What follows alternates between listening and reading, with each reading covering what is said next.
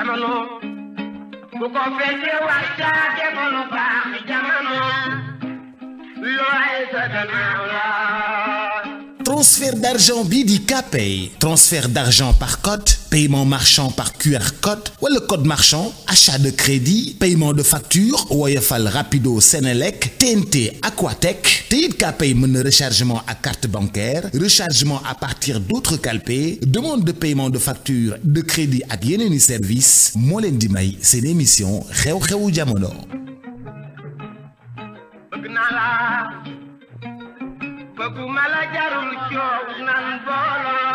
asalaamaaleykum mbokk yi ñu leen nuyu ku nekk turam ak santam dem mbégte di leen dalal ci rajo ITV ci xeexu jamono di ànd ak Ibou Fall di waxtaan la xel ma xew ci réew mi la ma xew ci jamono bi ñu leen nuyu yéen ñëpp di leen ñaanal la bëccëgu jàmm ak salaam di ñaan koor gi mbaa sonalu séeréer yi xam nga ne koor gaa ngi jeex léegi ñu sa gën a bëri fi ne commencé nañu lot ni mel ni Antoine Diouf ak yooyu même ci karab la nekk ñu leen di nuyu yéen ñëpp nag di leen ñaanal bëccëgu jàmm ak salaam fii ci rajo ITV Ibou Fall ñu ngi lay nuyu di la dalal ci rajo ITV ñu waxtaanee réew mi xam nga ne information bi gën na fan yi mooy démb sax équipe FMI mu ngi Sénégal di saytu li nga xamante ne mooy rapport de Cour des comptes ak surtout koom-koom réew mi ñu ci jëlee ci RFI mooy kii di patron FMI bi xam mission bi moo ko yore dafa ne dañoo découvrir ñoom Cour des comptes di dëggal rapport Cour des comptes bi amoon Sénégal fii que Sénégal am na benn bor bu ñu lakkoon bor bi 7 millions de dollars la. milliards de dollars te si milliards de dollars boo ko xaymaa ci suñu koom-koom ça fait plus de 3500 milliards de francs CFA. FMI dëggal na rapport bi Cour des comptes bi nee na nguur bi fi nekkoon dafa lakkoon maanaam bor boobu noo ko mën a jàngatee.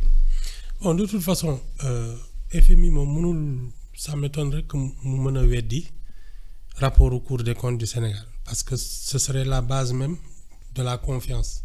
Cour des comptes dafa am ñoom ñooy valider les comptes si ils estiment que il y a une dette bu ñu ndàq FMI mënul ne Cour des comptes li muy wax du dëgg loolu moom c'est clair maintenant. xam nga coow li daa bëri woon fi bu ñu génnee rapport bi opposition bu bees bi na rapport bi faux rapport la. li ñuy wax ci amul bor bi amul dara amul léegi nag FMI tranché na débat bi nee na pouvoir bi bees bi lu ñuy wax ci rapport de Cour des comptes moom moo am. 3500 milliards de francs CFA. bor bu ñu lakk la.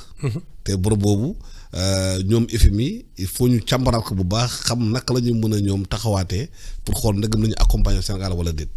ah waaw mais de toute façon affaire xaalis la léegi ñoom ñaar moo mën a nekk soit dañuy bëgg a liggéey ak gouvernement Sénégal bu bees bi et donc dañuy mën a dëggal li gouvernement bi wax. Le FMI je ne pense pas qu'il dise que su dee dafa bëgg a continuer liggéey ak gouvernement du Sénégal du weddi li mu ko tegal ci table bi mais léegi nag liñ ciy def après mooy wax ji comment on va continuer à travailler parce que ce n'est plus le même partenariat ñoom ni ñu meloon ak régime précédent bi coow mosu ci am mosuñu leen dégg ñuy werante bii moom seen àndandoo dafa tàmbali ci werante dañ leen seetaan ba fi ñu jëm rek de toute façon man li ma jàpp mooy pour financer le développement il faut avoir des partenaires financiers parce que ñun malheureusement je trouve qu'on travaille mal et on ne produit pas assez donc il faut ñu wuti ñun li jàppale suñu développement te lu mel ni FMI moo de toute façon FMI moom su la garantiwul su liggéeyul ak yow beaucoup de financiers ne te feront pas confiance. waaw parce que ñëpp a ngi poser question bu am importante dañu laa ci lan mooy responsabilité FMI ci bor boobu. non Alassane man su dee yow dama la amel yow mënuma la nëbb bor ba ma la amel yow c'est-à-dire ñoom su dee li ñu séq ak Sénégal leer na nañ kon ça ne peut pas être de leur responsabilité léegi su dee Sénégal dafa am yenn circuit parallèle yoo xam ne da ciy ut ay financement complémentaire loolu laa mën a gëm mais li FMI ak ay banque mondiale ak yooyu séq ak Sénégal ñoom xam nañ ko. mais est-ce que nit ki dëkk mun naa dem wuti bor feneen fekk FMI a ngi fii te mooy gendarme des finances du monde te xamu ko. ah man gëm naa ne y a des pays qui trouvent de l'argent dans des circuits parallèles loolu moom gisoo affaire eurobond bi ñu fi mujj coow ren ji nii ba représentant kii FMI bi ne leen vous n'en aviez pas besoin nga xam ne tu peux trouver de l'argent à l'insu du FMI loolu moom du fi bañ. waaw mais Sénégal daa soxla programme dafa bëggoon annuler programme bi def programme bu bees waaye luñ bu ñu dégloo ñi yore FMI dañu ne il faut non seulement ñu xoolaat yëf yi te ensuite bu ñu teg benn programme dafay condition. ah nouvelle base condition yooyu bokk na ci suppression yenn subvention yi subvention sur l'électricité subvention sur lu bëri ak carburant parce que FMI nee na ñi nga xamante ne dañ leen subventionné ñoom soxluñ ko parce que population vulnérable bi la ñu war a gën a mën a subventionné. non non la subvention de toute façon dindi subvention yi bi ko bailleur de fonds yi di wax Sénégal yàgg na gouvernement bu ñëw mais xam nga dafay ay mesures yu impopulaires maanaam tey de toute façon yëpp a ngi yokku ñu wax ko bañ ko wax yëpp a ngi yokku léegi effectivement la vérité des prix moom moo mën a fexe ba suñu économie jaar yoon. La vérité des prix.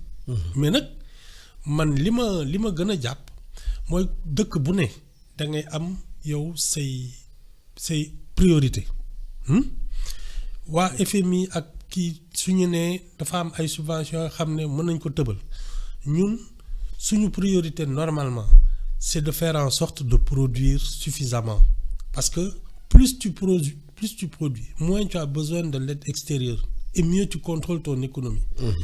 Il faut mettre les Sénégalais au travail loolu mooy dëgg. mais FMI lu wax mooy bañul subvention mais dafa concerne subvention yi ñi ko yàllool duñ ko jot ñi xamante ne waruñ ko jot ñoo koy jot xamante ne les gens riches profitent des subventions plus que les pauvres. mais xam nga tam su dee c'est un employeur koo xam ne il a 1000 emplois. soo ko alléger ses charges mais employé itam ngay dimbali parce que su dee yow ni ngay parce que bu ci kenn nax sa bopp les pays créent leurs champions c'est-à-dire yow da lay wóor ne am na fii ay secteurs yoo xam ne waa doomu réew mi ñoo ko war a yor mais soo bëggee ñoom ñu mën ko yor da ngay am pour les pousser à investir dans un secteur da nga leen di defal ay facilités. léegi nag su dee ñoom ils créent de l'emploi dans ce secteur-là mais c'est une compensation parce qu'ils payent des charges léegi yow état bi su dee bëgg na ñu investir dans un domaine disons-le comme ça dans l'agriculture mais su woyofalee la facture d'eau aux paysans woyofal leen les aménagements que mais si tu vois quelqu'un qui vient un agro-business il est sur des milliers d'hectares nga wàññil ko chargé mais ça lui permet de recruter davantage fi nga xam ne dafa woon recruter par exemple 100 personnes il en recrute 500 tu as créé 400 tu as créé des conditions de 400 emplois supplémentaires. Parce que da nga wàññi njëgu ndox mi par exemple. Non il faut pas moi je pense que c'est à chacun de définir sa position et li ñuy naan souveraineté mooy nga toog ne man par exemple Alassane ce que je ne pardonnerai jamais au régime de Diouf c'est d'avoir fait des concessions sur l'éducation nationale supprimer ay internat ay double flux yooyu dinaan dañuy compresser yenn am na yoo xam ne c'est vital l'éducation par exemple on ne peut pas faire de concessions sur ça. Et c'est ce qu'on est en train de payer. ñu ngi nuyu Abdou Diouf te mu ngi temps yi si vacances sax jaww Sénégal dëgg naa mu ngi fi temps yi am Abdou Diouf. Oui, non, mais ce qu'ils ont fait à l'école, supprimer ay internat, je trouve que c'était inadmissible. On aurait pu chercher d'autres secteurs où peut-être serrer la vis. Wow. Mais njàng mi, c'est ce qu'on est en train de payer actuellement. Mais entrepreneur sénégalais yi bari am na ko fa ñëwoon sànq sax si suba si ñu ngi ñaxtu di plaindre économie Sénégal nekkul ci loxo sénégalais yi parce que dañu boo dee marché HLM par exemple tey daanaka indien yi ñooy téye marché bi. femme yi doon dem Inde di importer di jaay indien yi remplacé na leen foofu dañuy jaay sax porte à porte ay ventilateur ci biir kër yi boo demee fii di Centenaire chinois yi ñoo téye marché bi ñoom dañuy organiser wu seen état accompagner leen pour ñu mën a ñëw jël marché local bi ñoom dañuy plaindre ñoom entrepreneurs yu ndaw yi que état bi bàyyiwul xel si ñoom bu nu war a bàyyi xel si ñoom benn patronat dañuy wax rek mooy ancien patron yi nekkoon fii depuis temps wu Senghor ba léegi ñooy tourné te ñu si gën a bëri xel amul sax benn usine. man xam nga ñun à ce jeu là. c'est-à-dire dem di wuti marchandise ci dëkku jàmbur. on est perdant ñun on doit produire localement man gëm naa ne parce que gis nga l'import-export là ça détruit de l'emploi ici. C'est clair. Hein? Fi nga xam ne tu mets autant d'argent pour produire disons-le comme ça du riz wala tout ce que tu veux mais tu permets à des Sénégalais aussi de travailler mais su dee yow da nga toog dem jëndi ceeb en Thaïlande ou en Chine mais tu finances l'emploi des Chinois te su yàggee yow dans ton pays tu auras des chômeurs qui va acheter. ah mais c'est que dëkk yooyu état bi dafa nekk ci ginnaaw organiser leen encadrer leen defal leen ay facilités pour ñu mun a defar pour exporter. fii xam nga régime yi. fii dañu war a aussi accompagner les TPE les petites moyennes entreprises les PME encadrer leen defal leen environnement des affaires bi xamante ne dañu mun investir. te tamit aussi mu am aussi ay investisseurs yu sérieux aussi. bañ a nekk gars yi ñëw rek di def ay taf yëngal di am ay marché di dem seen yoon. non xam nga man dañ laa gën a gëm. régime bu ñëw am ay chouchouam da ngay gis ay hommes d'affaires yoo xam ne sous un régime lu ñëw ñu jox leen ko c'est comme ça parce que justement la clientèle politique crée des hommes d'affaires. loolu ba kañ. lu tax duñ jox les vrais hommes d'affaires. en général les vrais hommes d'affaires. ay Sénégalais am seen koppar di investir. non en général les vrais hommes d'affaires ils demandent pas de service. ñoom ils travaillent ils savent gagner leur vie. mais ils ont besoin de environnement des affaires dafa war a baax si ñoom. oui mais taxes yi impôts yi ak yooyu. xam nga Alassane moi je prends par exemple le cas du riz.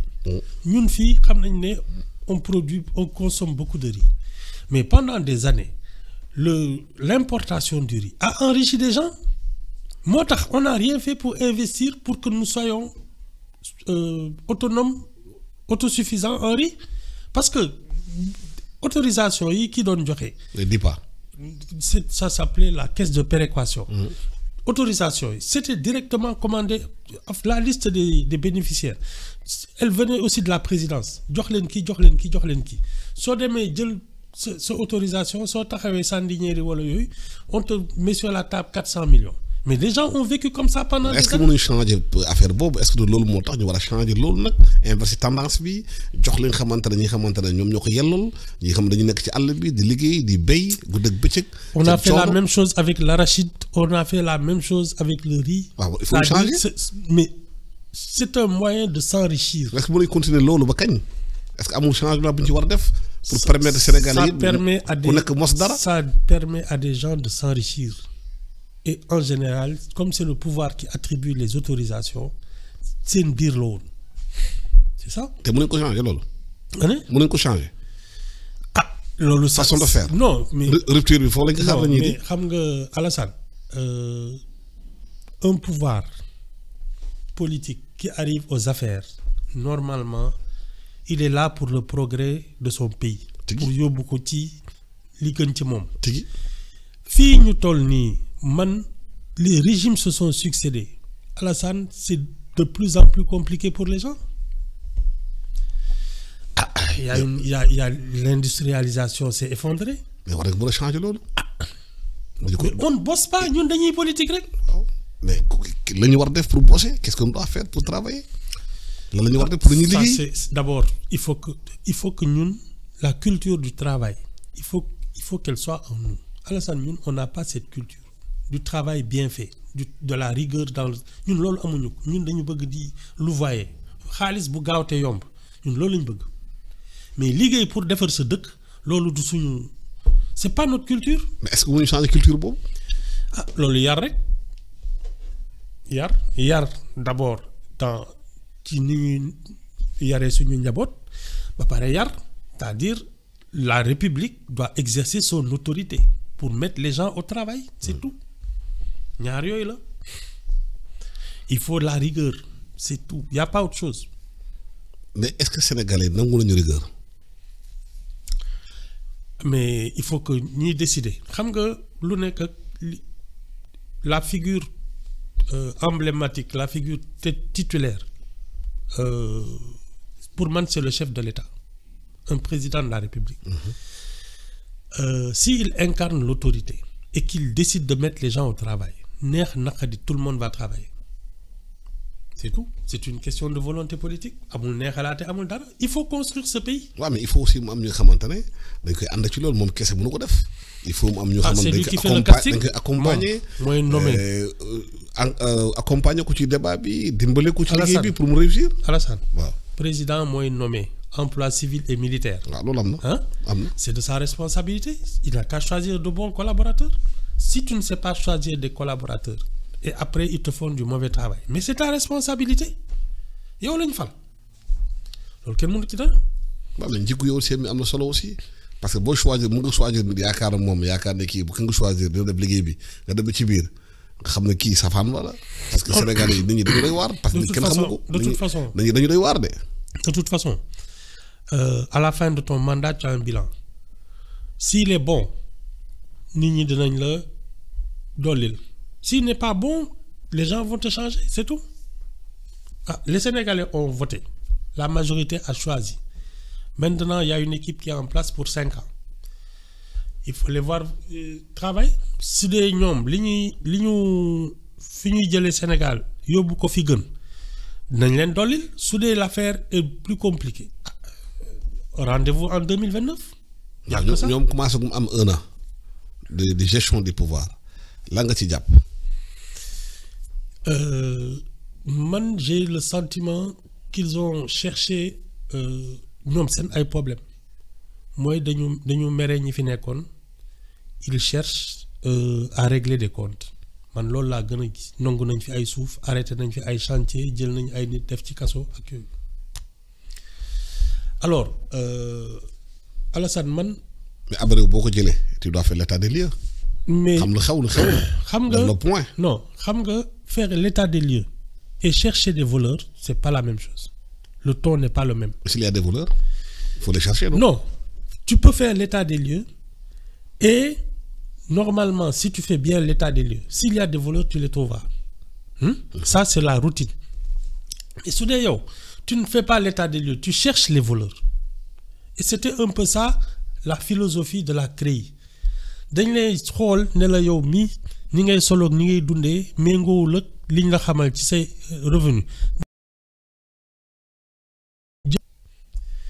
Moi, je ne parle pas de ça. Je parle de ce qui est normal. Tu arrives aux affaires, tu fais auditer, tu rencontres l'arrière-pays. Dem set nit ñi ci lan lañu né. Dem légui nak ci biir càmbar boobu su dee dafa am ñoo xam ne dañu def lu jaaduwul c'est la justice qui va faire son travail. Amul nëbbu amul dara. Mais man li ma gis mooy que dañuy jël yëpp teg sur la place publique di ko waxtaanee ñii sàcc la ñoon ñii def nañ fi lii sàcc yi et cetera je trouve que c'était pas la bonne manière. Parce que su dee am na. La Cour des comptes l'inspection générale d'État ak yooyu dinañ def seen liggéey li jaaduwul ñu wane ko li jar a yóbbu tribunal ñu yóbbu ko fa. waaw mais boo ñëwee Cour des comptes ne la am na 3500 milliards de francs CFA de dette cachée bor bi xam ne que nëbb. Yo amatul marge de manœuvre ba président taxaw ne amatul marge de manœuvre étroite pour liggéey bor bi dem na crédit bi dem na pratiquement 99% du PIB. Alassane loolu jafe-jafe la. Alassane waaw. Moi je considère qu'on t'a élu non pas pour constater les problèmes mais pour les régler. Mais ça c'est après de constat nga mën a avancer. Non. Il faut faire l'état des lieux d'abord xam. Non xam nga li la mën a sonal parce que. Un État, c'est quand même une image. Da ngay am image ou quelqu'un à qui on peut faire confiance. Mais su dee yow État du Sénégal fi mu nekk nii dañuy naan ñii kat seen dara wóorutul. Lu tax. Parce que ñoo ko waxal seen bopp. Affaire dette bi kii fii on a maquillé les chiffres ak yooyu. Mais ça ce sont les responsables de la République qui en ont parlé. Mais après su dee yow da nga bëgg discuter ak ay bailleurs de fonds ñu ne dëkk bi dañuy maquiller ay chiffres mais seen waxtaan du gaaw. mais bailleurs de fonds yi ñoom bu ñu nee ñoom apprécier nañu transparence bi am ñoom c'est un bon point pour eux loolu tamit mun na am mu changer perspective bi. Waaw en tout cas li ma la mën parce a que wax patron FMI dafa li ma ne la mën a wax le FMI apprécie favorablement les comptes qui ont été faits. li ma la mën a wax waaw de toute façon c'est la première fois moi parce que fekkee naa fi quand même nguuru Abdou Diouf bon j'étais jeune du temps de Senghor nguuru Abdou Diouf fekkee naa ko bu Wade ak bu Macky Sall maa ngi doog a dégg werante ci liggéey bi état du Sénégal di def et je trouve que pour man c'est malsain. L'économie c'est la confiance, c'est-à-dire il y a ce qu'on appelle le linge sale, il se lave en famille. Ton administration tu l'as fait travailler léegi nag li ngay wax ak les partenaires financiers li ngay teg ba ñu mën la wóolu ça c'est de la stratégie, c'est de la diplomatie xam li ma la wax. Mais si tu commences par introduire le doute dans vos relations ça c'est un problème. waaw mais bu ñu demee ba si biir nee na ñoom transparence bi apprécié nañ ko loolu mun na aussi un bon point pour le Sénégal. mais ça non c'est du langage chiffre leer dañ koy teg ci taal bi. c'est du langage diplomatique. Ah oui ça aussi en diplomatie si tu veux travailler avec quelqu'un mais tu vas pas le traiter de nom d'oiseau da ngay ne non vraiment vous êtes c'est de la diplomatie mais moi je trouve que ce n'était pas une bonne idée de dire que tu es à la tête d'un pays de falsificateurs, de faussaires, non? gis nañ opposition bi temps yi def tournée chez les chefs religieux di waxtaan ci réew mi nee na réew mi ko joree jaarul yoon règlement de compte la réew mi tiit nañu ak yooyu mais chefs religieux dañuy woo la classe politique à plus de responsabilité ñu xam réew mi fu mu toll wekk réew mi respecter réew mi ñoom ñëpp ñu teg ko réew mi si yoon loolu la suñu Mountakha wax loolu la xalif général des Tidiane wax loolu la xalif général des Ndiassane wax ñoom ñëpp dañuy ne la classe politique doit penser au Sénégal. Bon war a xalaat Sénégal am responsabilité. Alassane moi je trouve que c'est de bonne guerre qu'une opposition s'oppose. dem jeebaane. Parce que ñun loolu la ñu xam la différence c'est que ñi aujourd'hui ñi nekk dans l'opposition ils ont été au pouvoir et ont toujours eu des relations disons convenables avec les chefs religieux xam nga les nouveaux tenants du pouvoir n'avaient pas de bonnes relations avec les chefs religieux xam nga ñi fi nekk balaa ñuy toog ci nguur gi seen diggante kilifa diine yi taxu koo neex bon opposition nag opposition la c'est-à-dire su dee mën nga dox wax ba ñi nga xam ne tey suñuy woote ñëpp leen di wuy si ñu mën la recevoir ànd ak yow c'est de bonne guerre c'est tout. mais est-ce que réew mi fu mu toll nii yi fi nu mu tare nii urgence yi nu mu bëri nii contexte sous-régional bi contexte international bi jotul mu am benn consensus diggante opposition pouvoir bi. sur les intérêts du Sénégal. non maanaam ci intérêt Sénégal. non lu tax. non mais pourquoi un consensus. pour intérêt Sénégal. dafa moment bu ñu toll ci réew. non wala mun déggu ci réew mi. Alassane on n'est pas d'accord léegi xam nga lan mooy wax. mu ngeen d'accord ci réew mi. non. Vous pouvez ne pas avoir la même vision du Sénégal. waaw léegi xam nga lan mooy problème bi mooy toujours se comporter en gentleman. loolu mooy dëgg. mais c'est ça qui a toujours manqué au combat politique def yëfi gentleman parce que fii xeex xuloo saaga machin manifester ak yooyu alors que man ni ma gisee woon le débat public. mooy sur des questions d'intérêt national. ku ne man nii laa ko gisee. ñi nga xam ne nag ñoom la ñuy jox réew mi appliquer seen politique ñi nga xam ne ils sont pas d'accord ils peuvent dénoncer en disant du nii lañ ko war a doxalee mais nii la. mais dans la courtoisie. et puis dans l'intérêt du Sénégal. mais on n'est pas obligé d'être d'accord. parce que gis-gis yi bokkuñu. les générations la culture la manière de faire le style bokkuñu on peut exprimer nos désaccords. mais tout le temps nañ ko def ci njëkk ak teraanga. waaw mais dafa mel depuis 60 ans indépendance Sénégal ba léegi lii rek lañ mën a mus a gis xuloo ŋaayoo ba kañ ka la jeex ka la ñu mën a toog wax débat idée teg ko ci table bi ku nekk indi idée am boo d'accordul ci lii nga ne man de lii laa xalaat opposition forte proposition mun a nekk ni la ñuy xalaatee réew mi yow pouvoir gën la xalaatee même boo leen d'accordul mais au moins ci.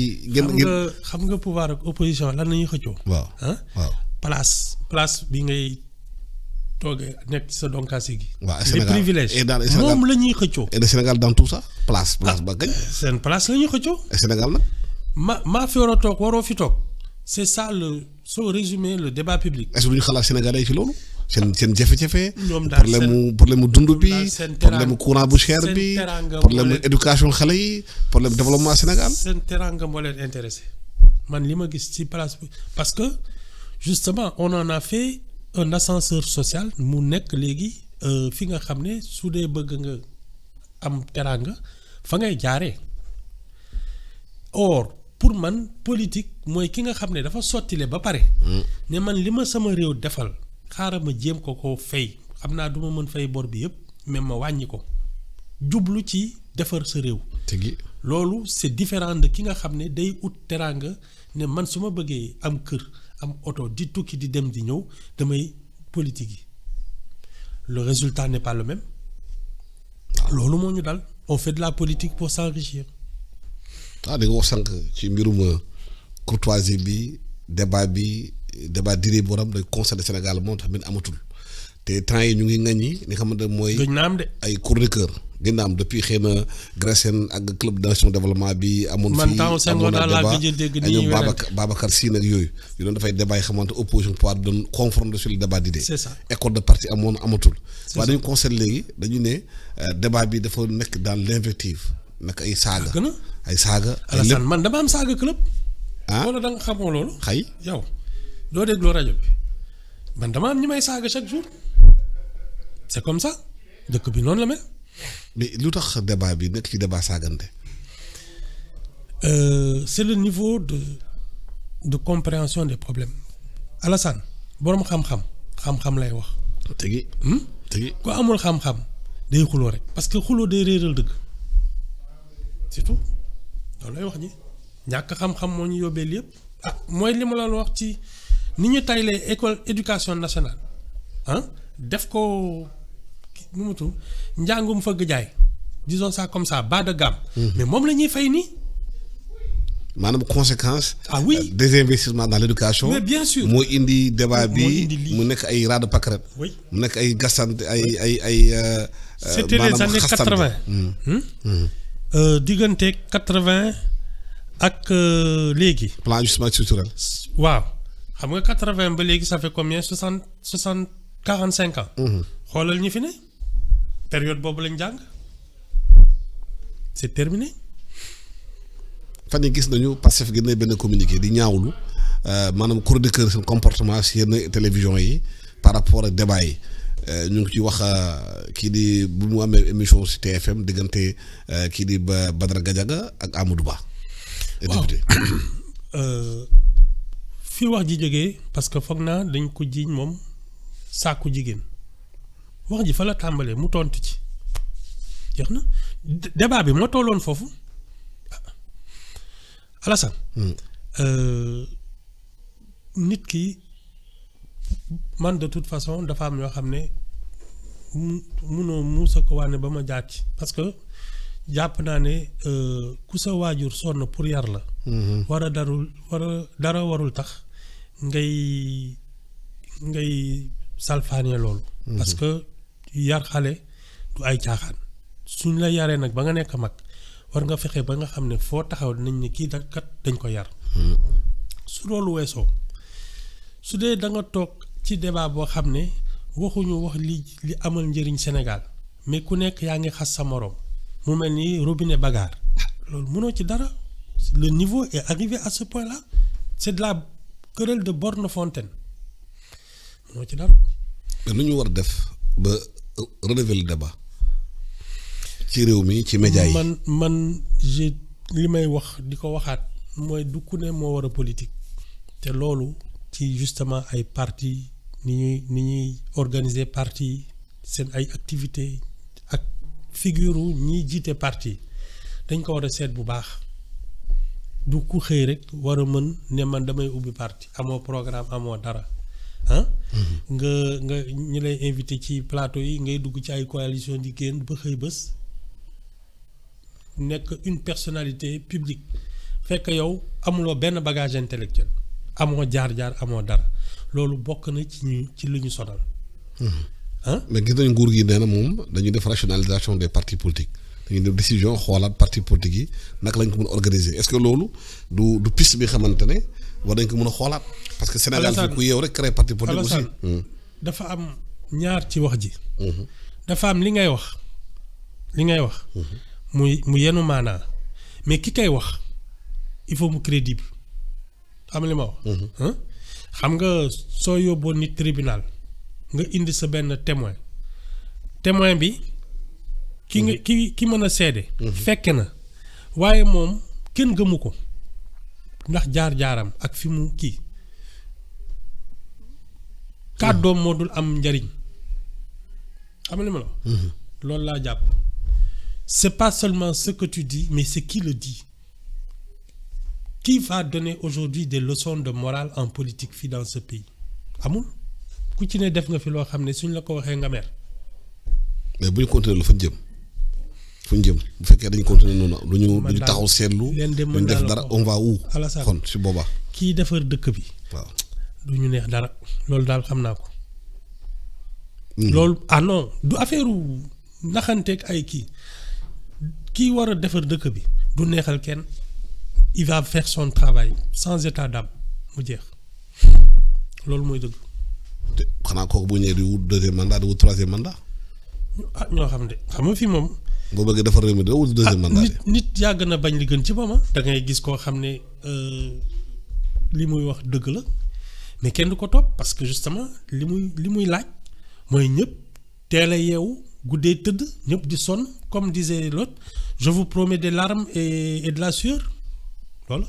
waaw mais dañu seetlu aussi ci population Sénégal bi ñuy wax dëgg da leen di ber da leen déglu gis nañu fii benn campagne Ibrahima Fall ba mu jógee Nations Unies ñëw di wax yenn dëgg yi ak yooyu ñoom Pulité Fall bu ñu fi nekk wax dëgg yi kenn du leen déglu bu mu demee élection du ñu am dara ñi nga xam ne xëy na ñooy nax nit ñi ñoo leen di gën a wooteel. lan moo tax nit ñi bëgg ku leen nax.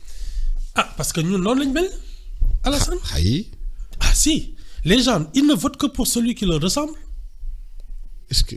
oui ñii fal nii ñun la ñu mel ils sont comme la majorité des Sénégalais fii soo fi gisee koo xam ne dëggam neexul dañ koy moytu est-ce que xoolal moi je donne toujours l'exemple du khalife des Mourides Abdou Lahad Mbacké. Mais c'était peut-être le plus impopulaire, mais c'est durant son califat que la communauté mouride s'est développée, n'est une vraie puissance.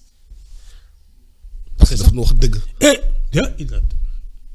te nit ñi bëgguñu dëgg bëgguñu dëgg boobu. non il n'était pas non. mais li waral nit ñi duñu bëgg dëgg. mais parce que duñu def jàmm mukk ku ci nekk yaa ngi def loo xam ne bëggoo ñu xamal la ko donc.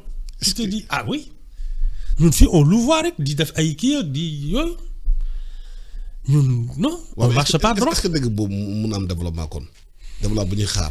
si c'est une question de leadership. bu fekkee ku nekk day jéem a naxante ak yi di. si marché muusante kay. c'est ça c'est ça bu dee marché muusante la. c'est ça naka la ñuy développé wu. mais nag ci kilifa yi ngay am koo xam ne su taxawee ne fii la ñëpp jëm kenn du ñeme bañ il faut ñu am loolu. loolu dina jafe ci réew mi de fii réew mi loo wax ñu ne. on n'a pas le choix loo wax gars yi d'accorduñ ci. doo tere ñu ne. non démocratie bi moom moo tax duñu def loolu problème am na ci réew mi de kon. mais wax ñu contesté la Alassane waaw. démocratie moo gën a metti dictature parce que ay règles yu ñëpp d'accord andoo la ñu war ko nag ku nekk war a tënku ci loolu mais ñun. problème boobu la ñu am. est-ce que réew am na lu ñu d'accord est-ce que fii réew am na lu ñu d'accord ci dara est-ce que am na lu ñu d'accord ci dara ci réew mi. mais le problème xam nga mooy lan. waaw mooy fexe parce que d'accord ak ñàkk d'accord c'est pas le problème. mais ni ñu koy waxtaanee moo ci am solo. ñu des ci wane ngor yar ak teggin mën nañu bañ d'accord mais su ñu nee ñun dëkk bi charte réew mi lii la wax ñu tënku ci loolu. su dee d'accorduñu da ngay ne man nii laa ko gisee kii ne nii laa ko gisee ñu waxante ko ci njëkk ak teraanga amul leneen mais ñàkk yar bi fii law moo ñu indi lii les gens ne savent plus se tenir ni se comporter loolu mooy dëgg. parce que loolu da nga koy seetlu circulation bi nu ñuy dawalee. à tous les niveaux. nu ñu comporté wu. bâtiment yi bu ñu koy tabax bu ñu koy tabaxee. koñ yi nu ñu koy gérer mbalit bi ci mbedd mi. benn gendarme mas na ma nettali il était à la présidence de la République nee na moom Tambacounda la jóge woon dañ ko woo ne ko mu ñëw bokk ci garde présidentielle bi temps wu Senghor. nee na benn suba teel ñu ne ko yow yaay yóbbul président bi ay journaux nee na mu fëgg Senghor ak ubbil nuyu ko laaj ko nu mu tudd ak yooyu jël ay journaux dem nee na muy ñibbi jékki-jékki ree jàpp ko mu taseeg supérieur bi ne ko yow looy ree mu ne ko man de ci bureau président laa jógee daf vraiment daf ma nuyu poliment ak yooyu quoi mu ne ko loolu loo ci ree mu ne ko man fi ma jógee Tamba chef bi nga xam ne 40 personnes la yilif soo duggee ci bureau bi dañuy fekk mu teg tànk yi ci kaw daaj reste bi teg tànk yi ci kii bi mu ne kooku il ne dirige que 40 personnes kii nag tout le Sénégal il est courtois c'est la différence. C'est la seule différence avoir du savoir-vivre ah foofu la ñuy njëkkee ñun ñëpp. savoir-vivre est-ce que ñu ngi koy jàngal nit ñi ci biir kër yi. waaw ci biir kër yi léegi savoir-vivre bi ku nekk ak li nga xam est-ce que ñu ngi yar xale yi ci biir kër yi savoir-vivre bi boobu. ku nekk ak li nga xam est-ce que ñu ngi xale yi am nañu comportement bi nga xamante parce que ñooñu màgg ñooy jëri réew mi après ñooy nekk ci poste de responsabilité ku nekk ak li nga xam. est-ce que loolu ci biir kër yi père de famille ñu ngi remplir seen devoir boobu. Je te dis le premier acte de citoyenneté c'est d'éduquer ses enfants. tigi amul leneen. léegi nag nga xam ko bañ ko xam ku ci nekk sa biir kër yaa xam lu fa xew mais lii dëgg mooy li ngay njëkkee su dee bëgg nga amal sa réew njëriñ mooy nga yar sa njaboot. bu fekkee nañu xamatuñu loolu nag dañuy def pour dañuy xam loolu. ñoo koy yëg seen kaw lay xëpp parce que su dee yow xamoo na ngay taxawee xamoo nooy waxee xamoo nooy séq ak nit ñi mais yaa koy yëg. mais c'est que problème bi day law su lawee ñëpp a lay laal ñëpp a lay contaminé. day nekk benn métaphase. ma nga en tout cas ku nekk daal sa surface de réparation sa biir kër. war nga xam nag ngay yaree sa njaboot. loolu moom c'est élémentaire. bu fekkee foofu lay njëkkee ku nekk daa am loi boppam nag ci mbedd mi. ah looloo tax nag ñu nekk dans une démocratie parce que mooy li ma la wax dafa am ay règles yu strict yoo xam ne ñu ñëpp ci war a tënku état bi nag day forcer nit ñi ñu respecter ko léegi nag soo nekkee sa biir kër su dee da nga dof wala yooyu sa affaire la mais soo taxawee ci mbedd mi ci li ñëpp bokk l'autorité de l'État va te forcer à respecter ça. waaw mais est-ce que état mu exerce autorité am boobu mu ko war a exercer. Tu as une justice, tu as une police, tu as des forces de l'ordre, tu as tout ça hein? Tu as des enseignants pardon je vois pas le problème. waaw mais est-ce que ñu appliqué. xam nga fii c'est la responsabilité des autorités. xam nga Sénégal c'est le seul pays au monde où tu as eu benn catastrophe maritime bu def plus de 2000 personnes joolaa xew. ñëpp yeewu ne dañuy arrêté li ñu doon def waaye semaine bu ci topp ba ñaari semaine bu ci topp ñu retourné waat habitude yu màggee di car rapide yi. mais Alassane surchargé waxuma la loolu. te car bi ñu ngi romb policiers yi ñu ngi romb gendarme yi waaw. y a même pas eu d'enquête sérieuse sur cette affaire du Joola pour te dire à quel point on est léger amul. Donc on ne sait pas ce qui s'est passé. oui hein donc ça va revenir. waaw parce que démb xam ne démb moo anniversaire catastrophe ba amoon Sonacos ba léegi tamit amul enquête bu sérieuse amul sax retour d'expérience. gos yi dem sur les pirogues là. mais ay mini Joola la. waay. ils meurent par milliers dans la mer. mais c'est même si on fait le calcul bi xale yi commencé naan Barça wala Barça soo moytul c'est le double ou le triple de la catastrophe. naka la ñu mën a expliquer légèreté boobu dans un pays où tout le monde excuse-moi du terme maa ngi jégalu tout le monde semble léger tout le monde lu xew rek gars yi nag yàlla baax na waaye yàlla moom dañ ko bàyyi tranquille. noonu la ñu saxee xam nga ku nekk ak li nga xam su dee dañu néewal lu ne finalement tu ne prends rien au sérieux et tu ne fais rien sérieusement loolu moo ñu jàpp ba ci ñun ni ñuy liggéeyee finition yeeg yooyu. mais y a toujours des problèmes ay délais ay yooyu c'est comme ça qu'on travaille noonu la ñu mel dañu mel ni ñu amul colonne vertébrale. mais nu ñu mel kay xanaa mën nañ ko soppi xanaa changer ko xanaa mën nañ def de prise de conscience collective. naan ñun fu ñu dem il nous faut un vrai chef d'État. ñi fi nekkoon nag un vrai chef d'État. Senghor nekk na fi nag Abdou Diouf nekk na fi Abdoulaye Wade nekk na fi à part Senghor daal ñi si des moom vraiment.